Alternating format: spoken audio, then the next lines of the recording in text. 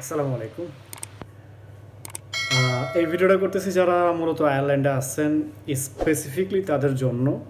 কারণ আপনার নতুন একটা আমি এটাকে বলবো যে একটা পদক্ষেপ গভর্নমেন্ট থেকে আসছেন, যারা ইতিমধ্যে আয়ারল্যান্ডে আছেন অথবা কোভিডের পূর্বে, হয়তো কোভিড চলাকালীন অবস্থায় আপনারা এন্টার করতে পারছেন আয়ারল্যান্ডে, তাদের জন্য স্পেসিফিকলি এই ভিডিওটা খুব ইউজফুল হবে। কারণ কিছু ইনফরমেশন ছিল এখানে, গভর্নমেন্ট নিয়েছেন। আর সাথে আছে আমি আরেকটা ইনফরমেশন অ্যাড করে দিব, যেটা কিনা আপনার বর্তমান ইমিগ্রেশন অবস্থান, আপনার এক্সিস্টিং ওয়ার্ক পারমিট সম্পর্কিত, অথবা তাদের ইমিগ্রেশন প্রসিডিউরস, অথবা আপনারা এটাকে এভাবে নিতে পারেন যে তাদের অবস্থানটা কি এই মুহূর্তে। দ্যাট মিনস হচ্ছে যে আপনার 2 জুন 2020 পর্যন্ত ইমিগ্রেশন অবস্থানটা কি, এটা আমি একটু সংক্ষেপে 3 থেকে 4টা লাইন আমি আপনাদেরকে এক্সপ্লেন করবো, যেটা আমি যতটুকু জানি আর কি। এটা হচ্ছে মূলত এই ভিডিওটা করার উদ্দেশ্য। আর যদি মনে করেন যে না এই ভিডিওটা ইউজফুল, তো অবশ্যই আমার চ্যানেলটা সাবস্ক্রাইব করবেন, কারণ আমি খুব ডেডিকেট দিয়ে চেষ্টা করি যে মোটামুটি ওয়ার্ল্ডের সবগুলো দেশের ইমিগ্রেশন নিয়ে কাজ করার জন্য। আর আমি ভাই কোনো এজেন্ট না, কোনো ব্রোকার না, so I am dedicated on immigration migration, যে যে ইমিগ্রেশন সম্পর্কিত যা আছে মোটামুটি চেষ্টা করি ওগুলো নিয়ে আমি কাজ করার জন্য, কারণ এটা আমি পছন্দ করি। দ্যাটস ইট, এটা আমার প্যাশন, দ্যাটস ইট। এনিওয়ে যাই হোক, শুরু করা যাক। যেহেতু আমি যেখানে কমিটেড ছিলাম সেটা আমি শুরু করে দিচ্ছি এয়ারল্যান্ডের। তো প্রথমেই সবসময় ভিডিও যে দেশের ভিডিও করি সেখানে আপনার এখানে বলা থাকে যে current operational status of government and immigration authority, কারণ এই ডিসিশনগুলো সম্পূর্ণই তাদের সিদ্ধান্তের থেকেই আসে মূলত। তো এখানে তারা প্রথম যে পয়েন্টটা আপনার স্পেসিফিকলি মেনশন করছে, বা যে পয়েন্ট কি আউট করতে পারছি বা ফাইন্ড আউট করতে পারছি, যেভাবে বোঝেন যে সকল ধরনের ইমিগ্রেশন অ্যাপ্লিকেশন শুধুমাত্র entry visa and citizen application, যেটাকে আপনারা জানেন যে সিটিজেন অ্যাপ্লিকেশন কি, মানে আপনি নাগরিকত্বর যে আবেদনটা এই মুহূর্তে কন্টিনিউ আছে, অ্যাকসেপ্টেড হচ্ছে এবং প্রসেস চলতেছে। যদিও এটা আপনারাও জানেন, আমিও জানি, মোটামুটি তারাও জানে যে যেহেতু কোভিডের কারণে একটা আপনার টাইম ফ্রেম ডিলের সৃষ্টি হয়েছে, সেই ক্ষেত্রে আপনাকে ধরে নিতে হবে যে যে নির্দিষ্ট যে সময়টা ছিল তার থেকে আপনাকে অলমোস্ট 1 মান্থ আপনি একটা হাতে সময় নিয়েই আপনাকে এটা এগোতে হবে। এটা আমি মানে বলতে পারি। তো আমি আবার রিপিট করি নোটটা, যে সকল ধরনের ইমিগ্রেশন অ্যাপ্লিকেশন শুধুমাত্র এন্ট্রি ভিসা, যেহেতু আপনার এন্ট্রি ভিসাটা আপনার ইস্যু হয় কনসুলেট থেকে বা এম্বাসি থেকে, তো সেই ক্ষেত্রে এই মুহূর্তে কনসুলেট বা এম্বাসিগুলো সাসপেন্ড আছে। তো এই জন্য তারা এটা স্পেসিফিকভাবে এখানে ক্লিয়ার করে দিচ্ছে যে এক্সেপ্ট এন্ট্রি ভিসা এবং সিটিজেন অ্যাপ্লিকেশন বাদে সকল ধরনের অ্যাপ্লিকেশন তারা গ্রহণ করতেছে, প্রসেস করতেছে এবং চেষ্টা করতেছে আপনার এটাকে কমপ্লিট করার জন্য। এবং এই এন্ট্রি ভিসা নিয়ে একটা পয়েন্ট আছে, এটা 4 নম্বরে আমি আপনাকে এটা বলে দিব, সেটা আরও ব্যাখ্যা আছে। এন্ট্রি ভিসা প্রসেস হচ্ছে বাট স্পেসিফিক কিছু ক্যাটাগরিতে। এবার চলে যাওয়া যাক, আপনার হচ্ছে যে সকল লোকাল ইনকান্ট্রি রেজিস্ট্রেশন অফিস ক্লোজ আছে এই মুহূর্তে, যদিও এখানে বলতেছে তারা ক্লোজ আছে, বাট সীমিত আকারে তারা অপারেশনগুলো চালাচ্ছে। লোকাল অফিসগুলো যেমন আপনার মিউনিসিপ্যাল অফিসগুলো বা ইমিগ্রেশন সম্পর্কিত যে টেক্সগুলো মূলত কাজ করে, সেই অফিসগুলোকে এখানে মিন করা হয়েছে, যেখানে আপনার মিনস করতেছে যেমন iris residence permit card is not being issued. Iris resident card এই মুহূর্তে ইস্যু হইতেছে না, আর হইলেও আপনার সীমিত আকারে। অল এক্সিস্টিং অ্যাপয়েন্টমেন্ট, যতগুলো আপনার অ্যাপয়েন্টমেন্ট ছিল ক্যান্সেল হয়েছে, এটা আপনারাও জানেন আমিও জানি। এবং অ্যাপ্লিকেশন বিং আক্সড নট অ্যাপে, শুধুমাত্র এইটা ক্যান্সেলটা করার কারণ হচ্ছে যে আপনারা যেন ফিজিক্যালি এখানে না উপস্থিত হন, এইটার উপর ভিত্তি করে। তবে স্পেসিফিক কিছু ইমার্জেন্সির ক্ষেত্রে আপনি আবেদন করতে পারেন বা অ্যাপ্লাই করতে পারেন, যদি তারা এটাকে ইমার্জেন্সি ভিতরে কনসিডারেশন করে, দেন তারা আপনাকে প্রসিডিউরস বলে দিবে। কারণ আমার পূর্বের একটা আয়ারল্যান্ডের ভিডিও আছে, এখানে আপনারা দেখলে হয়তো বুঝতে পারবেন যে তারা কী প্রসিডিউরসে এই অ্যাপ্লিকেশনগুলো গ্রহণ করতেছে সার্টেন কিছু কেসের ক্ষেত্রে। কারণ অনলাইন ভিত্তিতে আপনি এটা সাবমিট করতে পারেন। এটা গেল ওই হচ্ছে আপনার ওকে। এরপরে আসেন হচ্ছে না আপনার যে most of the case not impact for due to blank IRP card renewal ক্ষেত্রে, আইরিস রেসিডেন্ট পারমিট রিনিউর ক্ষেত্রে কোনো প্রকার আপনার গভর্নমেন্ট জরিমানা ফাইন করবে না আপনাকে। এবং এটা যদি আপনি এক্সপায়ার হয়েছে সেক্ষেত্রে কোনো প্রবলেম না, কারণ যেহেতু তারা অটোমেটিকলি একটা এক্সটেনশন দিয়ে দিছে। এবং তবে এই ক্ষেত্রে উইলিংলি অ্যাপ্লিকেশনগুলো শুধু গ্রহণ হইতেছে আপনার ইমেল এবং ইলেকট্রনিকলি। মাধ্যমে যেটা কিনা অথরাইজ, এটা আমার পূর্বের ভিডিওতে আমি প্রথমেই বিশদভাবে ব্যাখ্যা করে গেছি। যদি আপনাদের সময় হয়, সুযোগ হয়, তাহলে আপনারা দেখতে পারেন। এরপরে আসেন এবার হচ্ছেন আপনার ফাইনাল একটা পয়েন্ট আছে যে entry visa processing is suspended. আমরা সবাই জানি শুধু নতুন অ্যাপ্লিকেশনের ক্ষেত্রে শুধুমাত্র expect emergency visa like this, যেমন health care professional among limited others. Health care সেক্টরের জন্য যে ক্যাটাগরি এখানে আপনার এক্সিস্ট, সেই ক্ষেত্রে তারা এটাকে ভিসাটা প্রসেস করতেছে বিশেষ একটা ব্যবস্থায়, আমি এটাকে বলবো। তো যারা বর্তমানে বাংলাদেশে আছেন, আয়ারল্যান্ডের রেসিডেন্ট পারমিট নিয়ে ইভেনচুয়ালি এক্সপায়ার হয়ে গেছে এবং আপনি যথেষ্ট টেনশনের মধ্যে আছেন, সো আমি বলবো যেখানে টেনশনের কিছু নেই। কারণ হচ্ছে কি, আপনার বাংলাদেশকে রিপ্রেজেন্ট করে যে আয়ারল্যান্ডের যে এম্বাসিটা, ইন্ডিয়া অথবা Bangladesh, I am not sure, তো তারাই আপনাকে এই মূলত প্রসিডিউসটা আপনাকে কিন্তু খুব সম্ভবত একটা রিএন্ট্রি ভিসা নিয়ে আপনাকে পুনরায় আয়ারল্যান্ড ঢুকতে হবে। এটা আমার একটা ধারণা থেকে বলা, বাট নাও হইতে পারে। বাট আপনারা চেষ্টা করবেন যে আয়ারল্যান্ড বাংলাদেশের জন্য যে এম্বাসিটা ইন্ডিয়াতে আছে তাদেরকে ফলো করবেন আপডেটগুলো। আর এর মধ্যে যদি আমার কাছে কোনো আপডেট চলে আসে, আমি অবশ্যই আপডেট করে দিব আমার ফেসবুক পেজে, কারণ আমি এখানে প্রতি 1 থেকে 2 ঘন্টা 3 ঘন্টা পর পরে আমি কিন্তু এই বিষয়গুলো নিয়ে আপডেট করে দিই। তবে হ্যাঁ, এক্ষেত্রে কোনো টেনশনের কিছু নাই, কিন্তু যে আপনি যদি এক্সপায়ার হয়ে যে আপনি রিটার্ন করতে পারবেন কি না, এই ধরনের যে ওরিগুলো বা নানান রকম পোস্ট, নানান রকম লেখালেখি, অ্যাবসোলুটলি না, এরকম কোনো কিছুই না।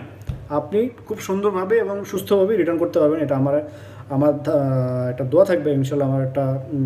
আমি এটা দোয়াই বলবো যে আপনারা সুন্দরভাবে রিটার্ন করতে পারেন। বাট আপনারা এই ক্ষেত্রে আয়ারল্যান্ড এম্বাসি ইন্ডিয়াতে ফলো করবে তাদের আপডেটটা, তারা কীভাবে কী প্রসিডিউরস তারা মেনটেন করে বা কীভাবে ইনস্ট্রাকশনগুলো দিয়ে দেয় যদি আপনার রেসিডেন্ট পারমিট বাংলাদেশে থাকা অবস্থায় এক্সপায়ার হয়ে যায়।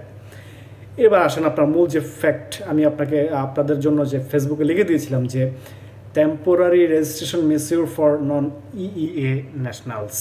তো এখানে আপনার কি চেঞ্জটা আসতেছে যে আয়ারল্যান্ড গভর্নমেন্ট একটা অ্যানাউন্সমেন্ট করছে যে টেম্পোরারি মেসিউর টু অ্যালাউ যে নন ইইএ ন্যাশনাল যারা কিনা আয়ারল্যান্ডে আসছে বাট নট এখনও পর্যন্ত এখন মানে প্রাথমিক যে রেজিস্ট্রেশনটা আপনারা করেন নাই বা করতে পারেন নাই, কারণ করতে পারবেন কীভাবে, আপনি তো কোভিডের কারণে আপনি বাসা থেকেই বেরোতে পারেন নাই। তো এটা তারাও জানে, আমরাও জানি, আপনারাও জানেন। তো সেক্ষেত্রে আপনাকে বলছে যে তারা একটা রিকোয়েস্ট করতে লেটারের মাধ্যমে অথবা ইমেলের মাধ্যমে রেজিস্ট্রেশন অফিসে যে confirm their permission to remain Ireland. মানে আপনাকে, আমি আবার রিপিট করি, লেটারের মাধ্যমে একটা চিঠি লিখতে বলছে আপনাকে ইমেইলের মাধ্যমে রেজিস্ট্রেশন অফিসে, এবং কনফার্ম করার জন্য বলছে যে আপনার পারমিশনটা রিমাইন ইন আয়ারল্যান্ড। কথাটা কিন্তু খুব স্পষ্ট এবং ক্লিয়ার। এবং এই চিঠিটা উইল বি সার্ভ অ্যাজ এই চিঠিটাই আপনার একটা প্রমাণ বা কাজে আসবে আফটার যখন আপনার তাদের রেগুলার ওয়ার্কিং শিডিউল বা রেগুলার যে টাস্ক ইমিগ্রেশন অথরিটির আপনি যে অ্যাপ্লাই করছেন, আপনি যে তাদের রুলসটা ফলো করছেন, আপনি যে তাদের ইন্ডিকেশনটা ফলো করছেন, তাদের যে ইনস্ট্রাকশনগুলো আপনি সম্মান দেখাইছেন, এটা কিন্তু এটার ব্যাখ্যা কিন্তু অনেক ডিপলি। অথবা আপনাকে এটা রেজিস্ট্রেশন করতেই হবে ইমেলের মাধ্যমে, এবং আপনি যে সেন্ড করছেন, আপনাকে যেটা রিসিভ করছেন মেইল, এটা আপনি কপিটা রেখে দিবেন। তো এই মেসিওরটা বা এই পদক্ষেপটা আপনি কতক্ষণ পর্যন্ত তারা এটা গ্রহণ করবে, এটার টাইমটা আমি আবার limit, this measure will remain in force until July 20 তারিখ পর্যন্ত এটা তারা গ্রহণ করবে। আসেন এবার কে আপনার এটা এই সুবিধা পেতে পারেন, এটা আমি ব্যাখ্যা করতেছি। এটা হচ্ছে আপনার যারা নন ইই ন্যাশনাল, ভাই আমি বাংলাদেশের কথাই বলি, আমি অন্য দেশের ন্যাশনাল নিয়ে আমি I am not interested. So আমি বাংলাদেশকেই প্রেফার করি, যেহেতু আমি বাংলাদেশি ভাই, সর্বপ্রথম পরিচয় আমার এটাই।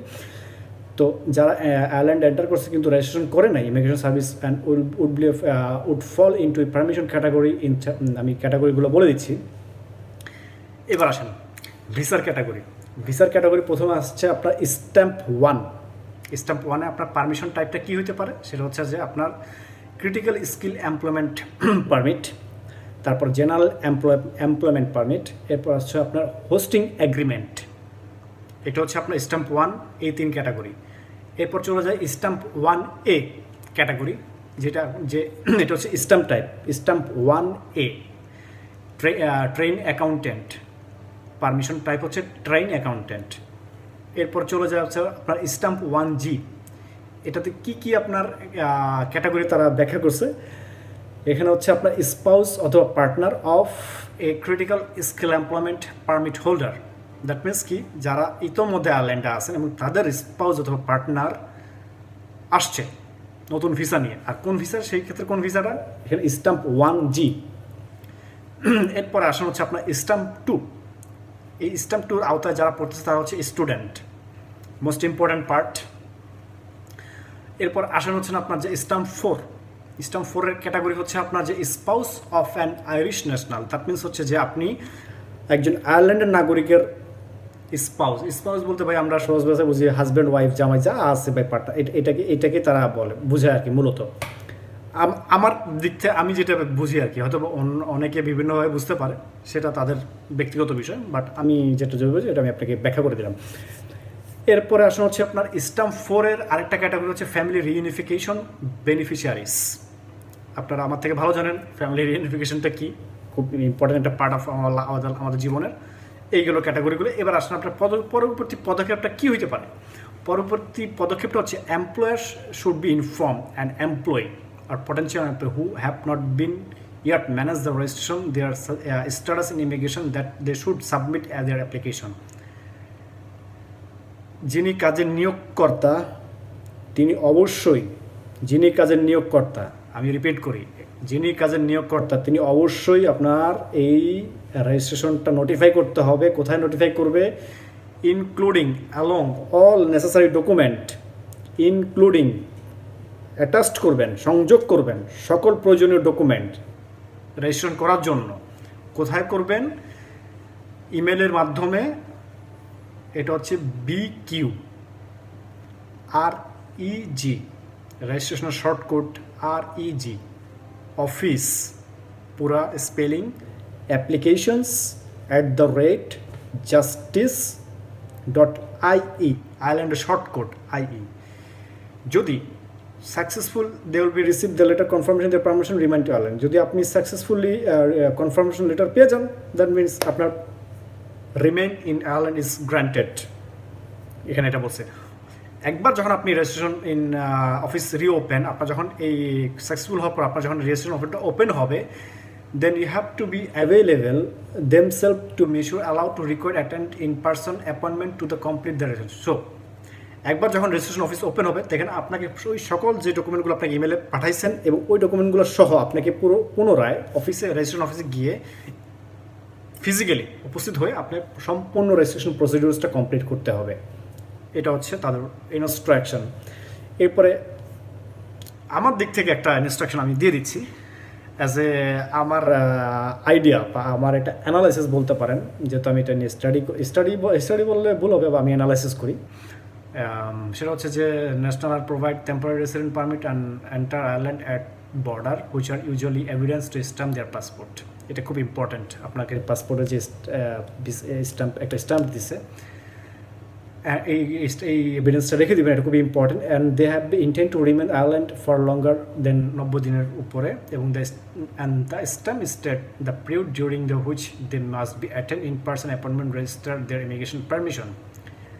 Because COVID-19, non-EU national has been unable to register their permission and the Burakheri and local registration office are closed, and this has resulted in difficulties including the abilities of visa required national depart re-enter Ireland.